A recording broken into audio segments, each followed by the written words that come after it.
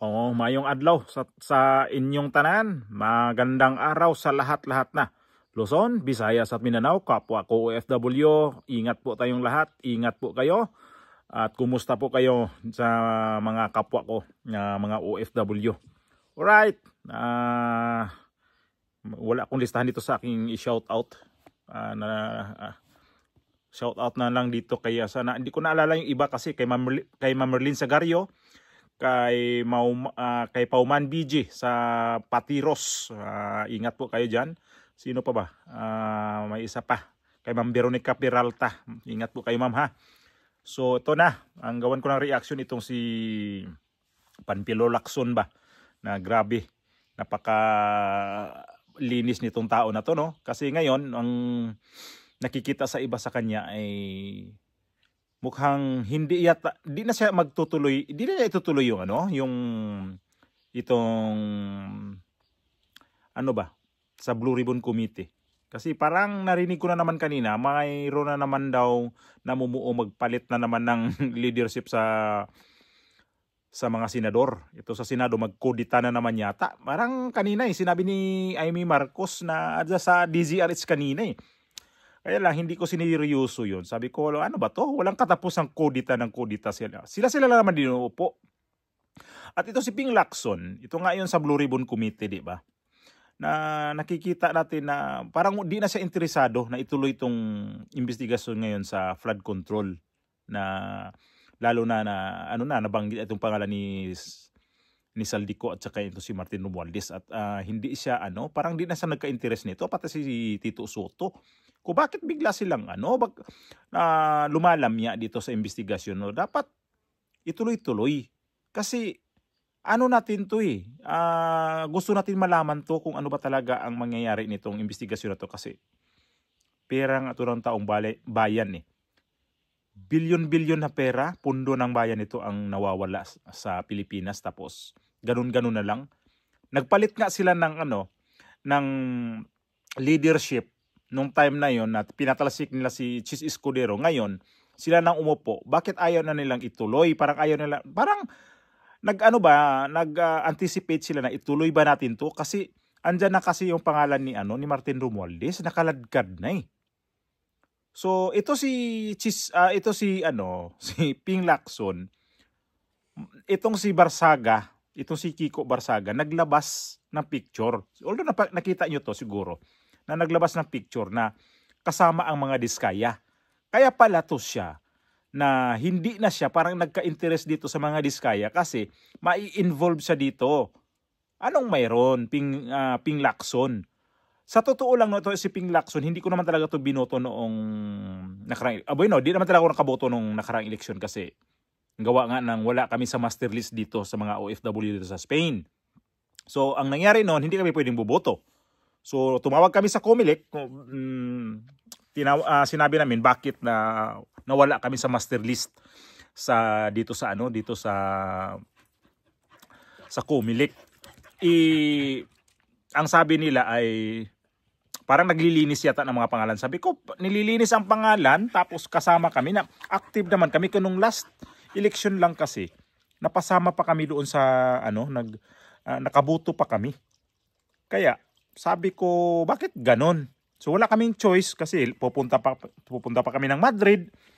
Kaya sabi ko, babayaan na lang, hindi kami nakaboto nung eleksyon nga. So ito si Ping Lacson talaga, kahit pa makaboto kami, hindi ko talaga to iboboto kasi duda ako sa kanya Kasi panay puhunan niya yung sinasabi niya na magkaroon daw ng maganda ang kanilang pamumuno. Kaya sila bumalik kasi gusto nilang linisin itong itong sistema ngayon. Ngayon ang sistema nandyan na sila, para sa akin, lalo pang lumala. Kasi parang pinagtatakpan kasi nila itong si Martin Romualdez at saka itong si Saldico. Kasi kapag natumbok na kapag natumbok na kasi to si Saldico, automatic matutumbok na rin ito si Martin Romualdez. So si Martin Romualdez, palagay ko, sasabog din to. Sinong sunod itutumbok niya nito?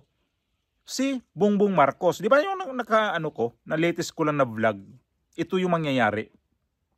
So sabi ko, kahiya-hiya naman to si Ping Lacson. Ngayon, yung kanyang sikreto na bulgar na. Kasi gawa nitong picture na inano ni Kiko Barsaga. Good job, si Congressman Kiko Barsaga. Itong congressman to na bata pa na taga Cavite. Bilib ako nito. At saka itong si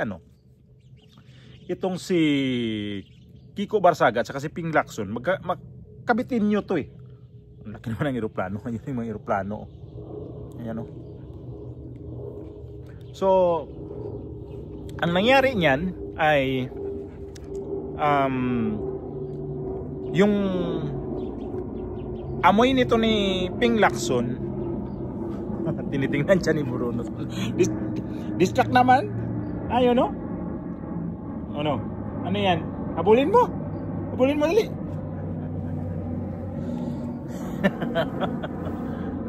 Laki no? Ano yan? Military plane. So ang nangyari ngayon, no? Na-distract din ako sa eroplanong dumaan. So ang nangyari ngayon, itong si Ping Lacson sumingaw na ang kanyang katago-tago din ng mga picture. Sabihin na naman na, ano nang yan eh, nagpa-picture lang sa akin yan. Yung mga picture niyan, ano ba yun, sabi niya parang bago daw yun noong, itong ano lang ha, itong taon na to, 2025. Tapos parang ano siya na baka nag-ano to sila,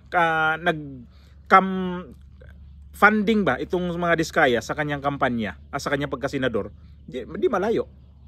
Tapos nagtaka na rin ako dito sa investigasyon ngayon sa flood control dahil itong nangyari ngayon, bakit hindi ito inimbestigahan tong Cavite na mayroon din naman ang Cavite ng mga flood control? Bakit ito na iniiwasan?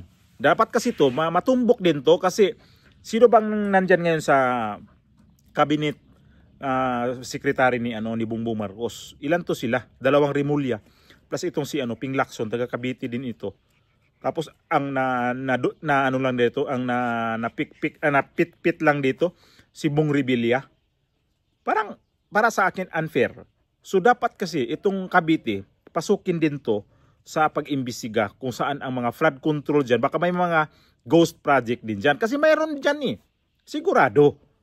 Huwag na kasi nating ilihis pa. Kasi mayroon sigurado dyan sa Cavite. Banda nga lang sa amin dyan sa may Imos mayroon dyan. Mayroon ako nakikita dyan ng mga ginagawa. So noon kasi wala naman kasi sa akin din yung, kahit makita ko yung mga ganyan na mga hindi ko pinapansin. Ngayon ko lang na sabi ko may dadaanan akong may ginagawa yan sa mga tulay o kaya mga creek o yung mga ilog ba. Meron mga ganyan, yung mga riprap nila dyan. So hindi ko pinapansin noon yun. So ngayon ko lang naisip na ay mayroon pala yun doon. So dapat lang tatingnan din to. Kaya ito si Ping Lacson ngayon, yung baho mo, Ping Lacson, sumisingaw na, umalingasaw na. Kaya ngayon, ano kaya ang mangyayari nito na nag-iimbestiga ka tapos dapat din ikaw imbestigahan ka, Ping Lacson. Ang linis mo no. Ang ayoko rito sa tao na madaldal. Panay pa interview sa ibang mga sa TV, sa radio, nag-iikot to sa mga sa mga pag-i-interview sa mga media. Pero kapag nandiyan sa Senado, hindi nga to hindi to nag-privilege speech, hindi to nagtatanong. Parang umiiwas siya sa mga kapwa niya senador. Bakit? Ba't mo iwasan? Huwag mong iwasan kasi kaya ka nga nandyan eh. Ay, nako si Ping Lacson, ang baho mo, umaalingasaw na talaga. Hindi na to pwedeng itatago pa kasi nakikita na eh. Kaya gusto ko itong malaman na itong labas nitong picture ni Diskaya dito kay Ping Lacson. Makikita ko rin talaga to na ano kaya ang mangyayari nito kapag sumingaw ng gusto. Kaya lang mga ganitong klaseng politician kasi clever to eh. Mahilig kasi ito magtatago. Na ay hindi lang yun, nagkikita lang kami niyan sa mga yan. Ganun naman talaga eh kapag mga politiko. So ang lakas niya halungkatin yung ibang mga tao, pero ito pala siya mayroon din dapat halungkatin. So itong nangyari ngayon na may ugong na naman daw na magpalit ng liderato sa Senado, mangyayari to ulit kasi ang daming hindi satisfied ito nangyari ngayon sa Senado. Pinamunuan ni Tito Soto. Iba talaga. Kapag abogado ang mamuno dyan, iba eh. Tapos nilagay pa dyan si Ping Lacson na hindi naman siya abogado sa Blue Ribbon. Pangit, di ba? Dapat abogado. Kayo, anong opinion ninyo? Basta sa akin, hindi ko nagustuhan itong mga senador ngayon na nasa ano sila, na hindi abogado ang namumuno dyan. So yun lang.